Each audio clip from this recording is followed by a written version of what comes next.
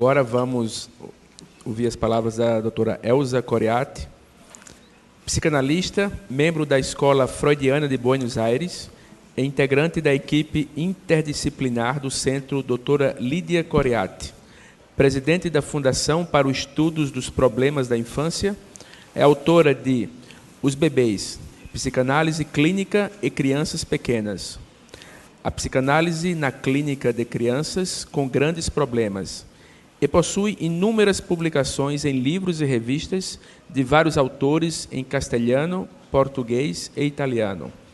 Tema: o bebê como sujeito.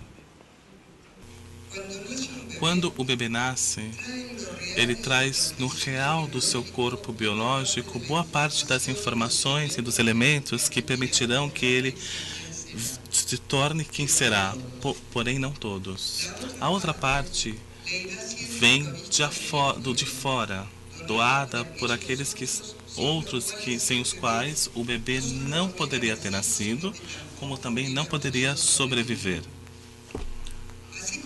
Bem como nos primeiros meses de vida na Terra, o bebê precisa da possibilidade de caminhar e falar, também das instâncias que passarão a fazer parte da sua estrutura psíquica. Ele ainda não tem um eu, não tem um inconsciente reprimido, não tem uma personalidade. Não só ele não sabe como é o mundo novo que ele chegou, também nem sabe o que é que esperam dele. Nasce com a possibilidade de chorar quando fica com fome, porém no começo nem sabe qual é o objeto que poderia saciar esse desconforto. Por isso exerce seu reflexo de sucção e começa a chupar qualquer coisa que se aproxime aos lábios dele. Essa completa ignorância e indefesa, o papel do outro é absolutamente decisivo sobre o que será montado para o mais próprio de cada um. Não seria um paradoxo? Poderíamos dizer que no si mesmo de cada um está o outro. Claro que se trata dos outros não como eles são, mas sim como foram incorporados pela própria experiência. Não seria muito dizer que os outros decisivos dos primeiros momentos, aqueles que passam a se incorporar como parte de uma pessoa, são os pais. Aqui poderemos dizer, ou fazer a pergunta que já se perguntou muito: o que acontece com os ninhos que são deficientes? Quando a gente chama um ninho uma criança de deficiente, perdemos de vista que ele não é todo diferente, ou seja, ele é só deficiente em alguma questão parcial, e que na realidade, basicamente, ele necessita que venha do outro o mesmo que os outros também necessitam. Às vezes pode necessitar mais tempo, que às vezes pode necessitar mais precisão, mas não é um requisito diferente. O que se perde de vista é que as leis que organizam o psiquismo de qualquer criança são as leis do que o Freud chamou do complexo de Édipo.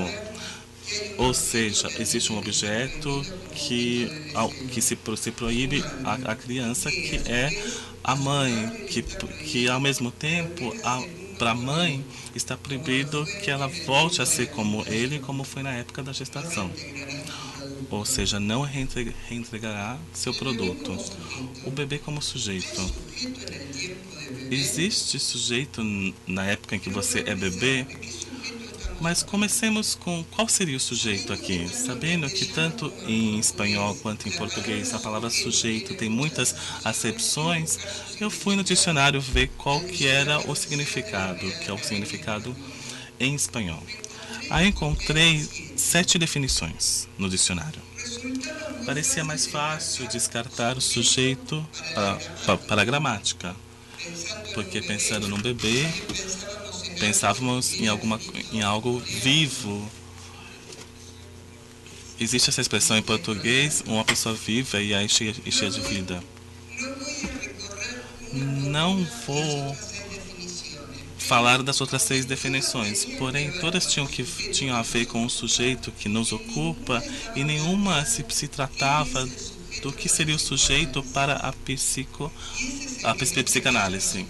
E nesse caso é o que nos interessa, porque é um sujeito do desejo, entendendo que o desejo é um motor que aspira e que nos leva por um caminho da nossa realização pessoal mais singular. Não é uma definição muito precisa, reconheço. Não vou encontrar isso escrito em nenhum tratado de psicanálise, porém, vai me ajudar a transmitir qual seria o quid da questão na clínica de bebês e crianças pequenas. Quando eu digo sujeito do desejo, é o mesmo que dizer sujeito do inconsciente. As raízes do desejo são inconscientes. E dizer sujeito do desejo é o mesmo que dizer sujeito da palavra. O que disse Lacan. O sujeito não é para nós, psicanalistas, se não é o sujeito enquanto fala. Para falar, para ser sujeitos, é necessário antes ter passado pela palavra, ter sido sujeito da palavra. Essa é a era do bebê, o tempo do bebê. O bebê não nasce como sujeito, o bebê se torna sujeito. Ou melhor, como implicávamos no começo, são os outros que possibilitam ou não, que convocam ou não a se tornar sujeito, a ser sujeito da palavra. Só depois de ter sujeito da palavra, o bebê pode começar a falar. E então não é mais um bebê. Poderíamos dizer que nesse momento começa o tempo da criança pequena, a época da criança pequena. O que quer dizer sujeito da palavra? Para ter uma ideia, basta reconhecer na gente mesmo até que ponto a palavra nos ordena. Nos ordena em dois sentidos. Dá ordem imperativas e estabelece uma ordem em nós mesmos. A palavra nos alegra, nos entristece, nos irrita, nos acalma, nos permite lembrar do passado e também desejar um futuro. A palavra faz com que vibremos o corpo das maneiras mais diferentes conforme o que cada um escuta. Vocês conseguem sentir isso? Para o bebê, essas coisas não acontecem. No começo, isso não acontece. No começo, ele nasce no que nós chamamos que é um banho de linguagem. E a palavra vai infiltrando no corpo dele, sujeitando a isso. Como? De que maneira? Desde que ele nasce, sua mãe pergunta o que o filho quer, o que talvez ele necessite, o que será que ele vai gostar, com que ele poderia sentir prazer. Ela, percebendo ou não, pensa com palavras, porque ela já é um sujeito da linguagem e porque os humanos não temos outra forma de pensar. Dos seus próprios gostos e das suas próprias ideias, monta uma resposta para o seu bebê. Uma resposta plasmada em ações com objetos materiais. O leite, as carícias, o olhar, o algodão que limpa o bumbum, o calor nas noites de frio, a voz que fala com ele de maneira especial. Então tem uma infinidade de ações cotidianas que vão plasmando através de vários objetos, ações que para a madre tem nome e são inseparáveis da palavra que dá nomes para eles. Se o objeto oferecido for adequado, então cria prazer. E quando não está, a sua ausência cria um vácuo, um desconforto. O bebê quer que ela volte a aparecer. E o único recurso no começo é começar a chorar. A mãe escuta, se aproxima, olha para ele, pergunta o que será que ele quer. Às vezes A pergunta dura uma fração de segundo e a mãe nem percebe que se perguntou isso, e a resposta que a mãe se dá é de um objeto com nome. Pode ser, talvez ele esteja com fome, ou pode ser que ele quer colo. O nome do objeto fica marcado no lugar em que faltou a mãe para o bebê. O corpo do bebê se povoa com palavras escritas numa tatuagem invisível. Ele se torna sujeito dessas palavras, às quais recorrerá depois para tentar recuperar os objetos que ele perder.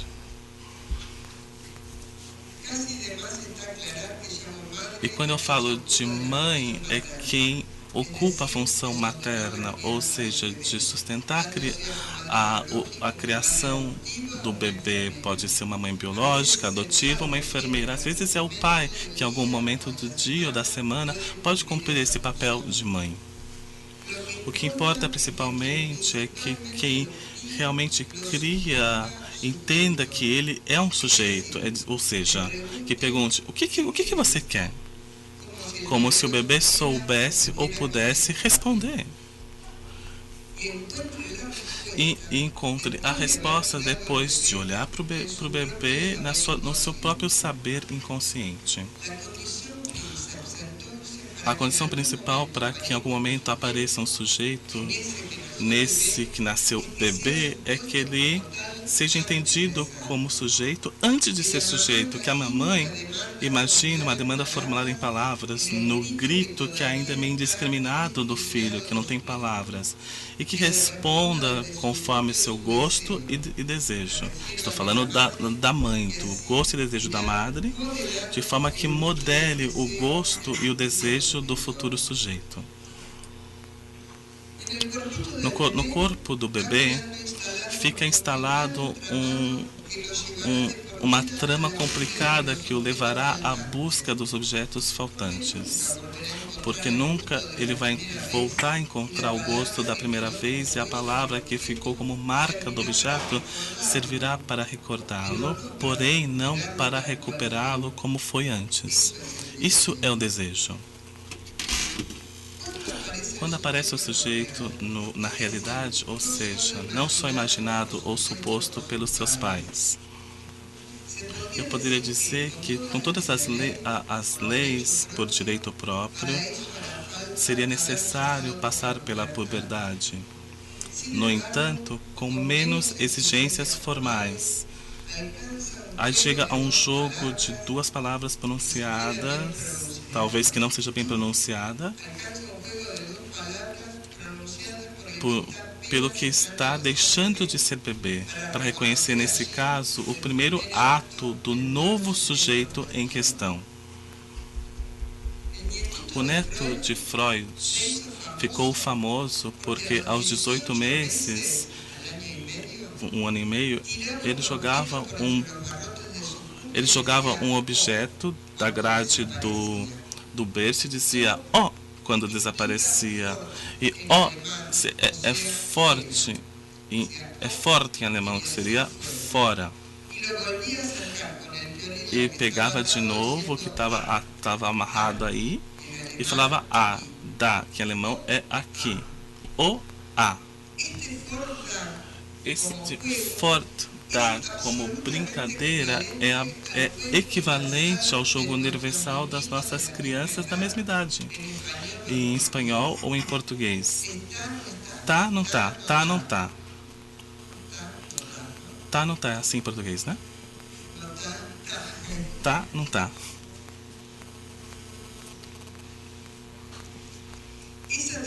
É através dessa brincadeira que as crianças começam a se apropriar das palavras que os marcam.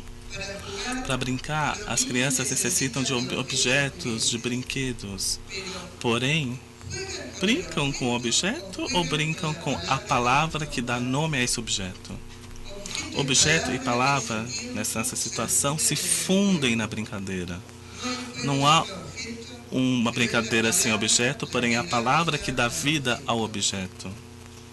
Qual o interesse poderia ter um pedaço de o cabo de uma vassoura se nós não chamássemos esse cabo de vassoura de espada ou cavalo. Se tem brincadeira, tem sujeito, embora esteja de fralda ainda. A brincadeira implica um argumento, podemos pensar numa significação, aparição ou desaparição. Aliás, o aparecimento e desaparecimento do objeto supõe que a criança está brincando do aparecimento ou desaparecimento da mãe ou dele mesmo, e não do carretel com o qual joga. A criança sabe perfeitamente que o carretel não é a mãe. Se ele tivesse um pouco mais de palavras, ele poderia te dizer: você não percebe que eu estou brincando? Com os jogos, as brincadeiras prévios ao forte da, ou seja, com as brincadeiras do bebê, não acontece a mesma coisa. São brincadeiras para o adulto que os observa. Porém, quando você bate alguma coisa, por exemplo, não tem nenhum outro valor representacional que uma outra brincadeira que se chama quando você brinca com o chocar. As palavras do outro lado, do adulto, é o que diz: olha como ele brinca. Do lado do bebê ainda não tem palavra, ele não tem palavras para expressar. No entanto, quando o adulto supõe e propicia que haja uma brincadeira, é tão importante do que pensar que aí existe também um sujeito. A brincadeira do bebê é a condição imprescindível para que chegue ao do alemão. Nem o fodá, nem o sujeito tem a possibilidade de aparecer se previamente não forem cumpridas uma infinidade de condições prévias. Na instituição em que eu trabalho, que é a FEP, com a Clínica dos Problemas do Desenvolvimento Infantil, organizamos um seminário sobre a brincadeira e os ninhos. Eu tive que falar sobre o tema da brincadeira na época quando se é bebê. Para essa ocasião, para esse título, eu preparei um recorte clínico de uma entrevista de pais que eu gostaria de introduzir aqui, de mostrar para vocês. Antes, eu gostaria de voltar a destacar, a sublinhar que tudo o que dissemos até agora sobre os bebês em geral e na sua constituição como sujeito é exatamente o mesmo para os bebês que nascem com algum problema orgânico. Eles também nascem em um banho de linguagem e a palavra tem que ser inscrita no corpo deles, marcando pelos mesmos caminhos que para qualquer bebê. Depois, por meio da brincadeira, como lugar privilegiado, eles vão se apropriando dessa palavra que na origem foi doada pelo outro. O grande problema dos bebês que nascem com problemas orgânicos é quando os pais, supondo que eles são diferentes, em vez de perguntar o que você quer para o bebê, perguntam num livro que indique que maneira será necessário trabalhar com a patologia. Ou quando perguntam para um profissional que responde como um livro de receitas que são aprendidas de memória ou memorizadas. Paradoxicamente, outro problema muito comum é quando os pais, por puro amor, protegem demais os bebês e não deixam que eles experimentam o vácuo gerado pela ausência do objeto, adiantando-se a todo o que o bebê poderia necessitar. Os pais dos nossos pacientes são filhos da nossa cultura. E boa parte do que se transmite nesses momentos pela televisão, pela internet ou qualquer outro meio de difusão, não necessariamente é o melhor para possibilitar que o bebê ou a criança pequena que nasceu com problemas possa tornar-se no que decide sobre sua própria vida.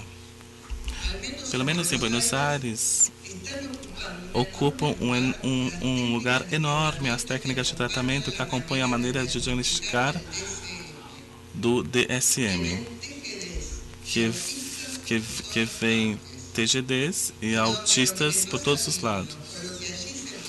E onde o que acontece com a criança, o que se pode melhorar, não tem a ver com os pais.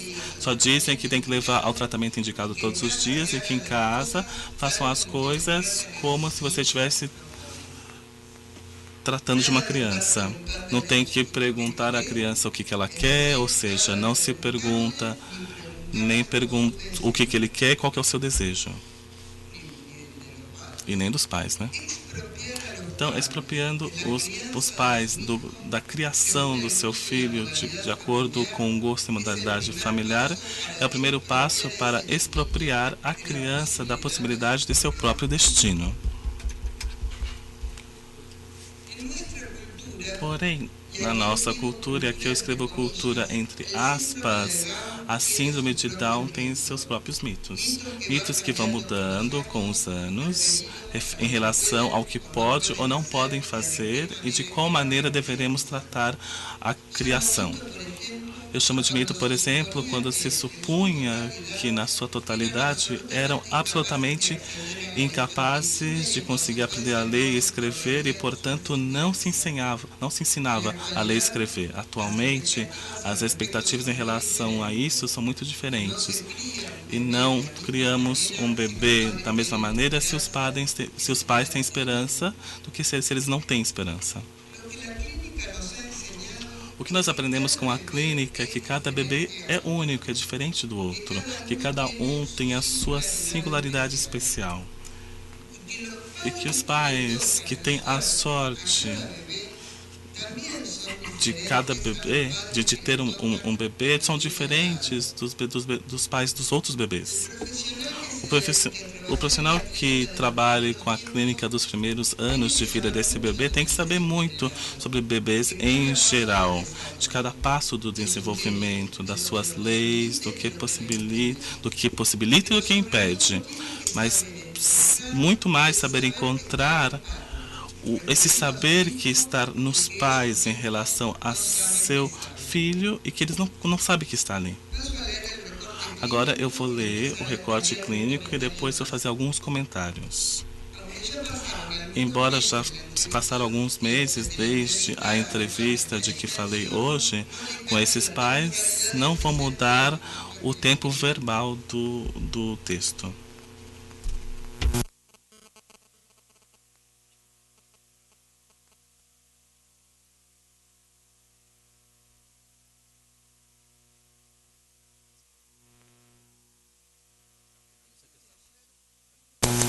Ontem eu tive uma entrevista com os pais de uma criança com síndrome de Down. O bebê agora ele está com um pouquinho mais de 7 meses e já tem um tempo que eu venho encontrando esses pais mais ou menos a cada 15 dias. Também, junto com essas sessões semanais que nós temos lá com a terapeuta no tratamento da estimulação, estamos fazendo outros encontros. Foi uma criança desejada e foi uma criança esperada com muita alegria. Uma alegria que no momento ficou um pouco eclipsada devido a esse diagnóstico que receberam. Não foi fácil então poder dar a volta por cima, graças a 2 motivos essencialmente. Primeiro, porque estava ainda muito presente na mente dos pais o desenvolvimento da irmã, que ela tinha 2 anos a mais, era 2 anos mais velha, e era impossível evitar a comparação. Essa comparação era sempre pouco favorável para o novo bebê. E segundo motivo, porque o bebê ele era um pouquinho mais quietinho, ele era silencioso. E ele tinha algumas dificuldades para poder manter a cabeça erguida e para usar o braço esquerdo. E era bem mais quieto, digamos, que o braço direito. Perguntaram para mim, bom, como nós podemos modificar essa situação? Porque nesse caso eu entendo que a dor dos pais não era realmente a causa que estava gerando esse baixo desenvolvimento da criança. Eu achava que o problema de poder manter a cabeça rígida tinha que ver com uma hipotônia, que era ali um pouco mais forte do que normalmente nós encontramos nas outras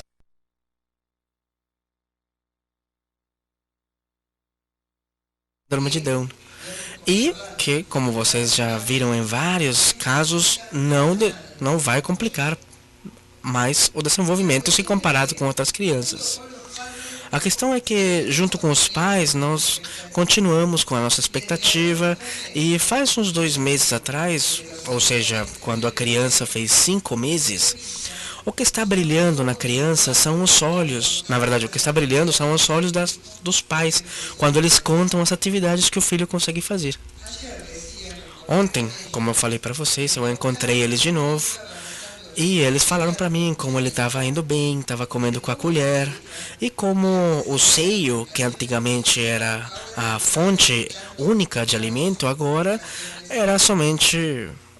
Ele só mamava 2 vezes por dia. Isso aqui é em tom de brincadeira, tá bom? Falei para os pais. Amanhã eu tenho que falar a respeito das brincadeiras das crianças. O que vocês falariam para mim? Falei para eles brincando. E aparece aquele brilho no olho do pai. E eles começam a falar, começam a fazer uma lista. Olha, ele já não tem as mãos assim sempre seguradas na linha medial. Ele já usa as mãos com maior liberdade. Ele pega um chocalho em cada mão. Ele tem 2 que ele adora, que são meio que circulares, assim. Ele bate com os chocalhos na mesa, fica olhando para eles, leva na boca. Agora... eles contaram para mim que eles têm que ficar de olho onde eles deixam o cadeirão de alimentação, porque eles acharam esse cadeirão faz um tempo totalmente no chão, porque ele tenta pegar o cadeirão e fica rindo, fica morrendo de rir a criança. O cadeirão já ficou meio apertado, mas eles deixam o bebê no cadeirão porque ele fica maluco, brincando, indo para frente, para trás, anda para um lado, para o outro. É muito engraçado de ver. Mas o mais legal de ver, na verdade, veio depois. Quando eu quis perguntar mais a respeito daquilo que do que a criança estava fazendo e daquilo que ele estava fazendo especialmente com o seio da mãe. A mãe, ela precisa que, na verdade, as 2 vezes que ela coloca ele no peito já sejam mais uma questão de afago, de carinho, de cafuné, do que realmente alimentação. O dia anterior ele sugava um pouco, deixava de fazer, olhava para ela, sugava de novo, parava, olhava para ela, já virou uma brincadeira. A criança meio que ficava cobrando, né, esse olhar da mãe. Até que ela falou: bom, chega de brincadeira, seu mocinho. Com um tom de voz que também poderia ser usado para falar: bom, eu vou comer você aos beijos.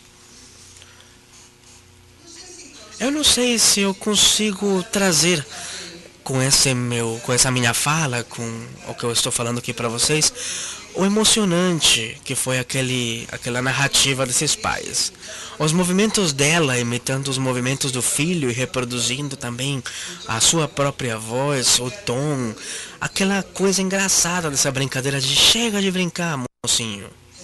Eu fiquei pensando que realmente o prazer da amamentação estava sendo substituído por outros prazeres, com brincadeiras tanto para o filho quanto para a mãe.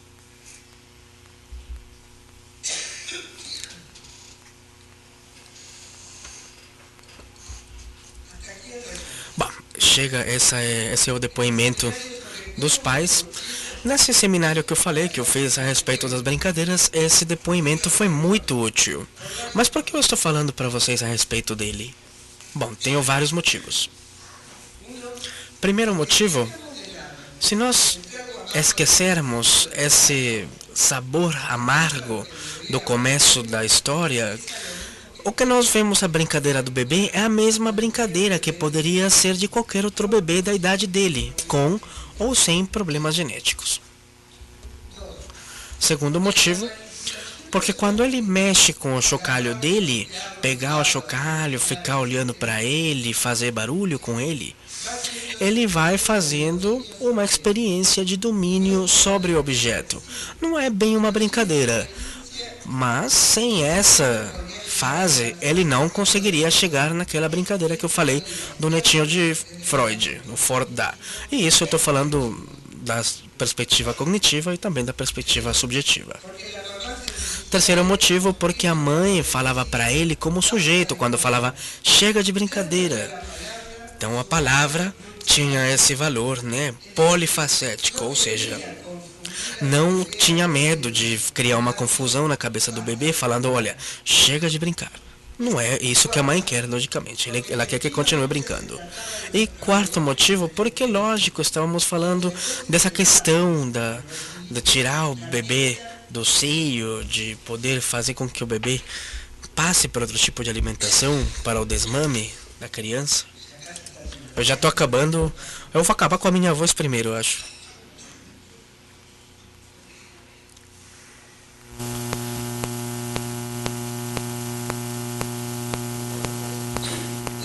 Vamos lá. Então, realmente eram essas questões, né, do desmame. Então, o prazer de oferecer e também de receber o seio estava sendo substituído pelo prazer da conversa, do diálogo e por oferecer essa voz carregada de palavras para a criança. A proibição de ser um único corpo com o corpo da mãe estava funcionando muito bem. A separação estava ocorrendo da forma certa, os caminhos eram os apropriados para a idade e para esse momento. Eu acho que o tempo já foi. O tempo acaba rápido, da mesma forma que passa o tempo rápido para o neném. Ele deixa de ser bebê para passar a ser criança muito rápido.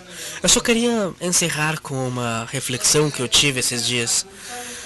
Quando nós, na nossa prática, tentamos ver a aparição de um sujeito, não somente em crianças que têm síndrome de Down ou qualquer alguma outra condição, mesmo com patologias mais complicadas, será que nós estamos esperando o impossível? Será? Eu acho que não. Eu acho que nós não estamos correndo atrás do impossível. Eu acho que, na verdade, nós estamos puxando o mais que der a questão simbólica, a questão imaginária. Estamos puxando o mais que conseguirmos o destino para que esse corpinho real possa chegar a manifestar como produção própria aquilo que ele pode dar de melhor. Obrigado.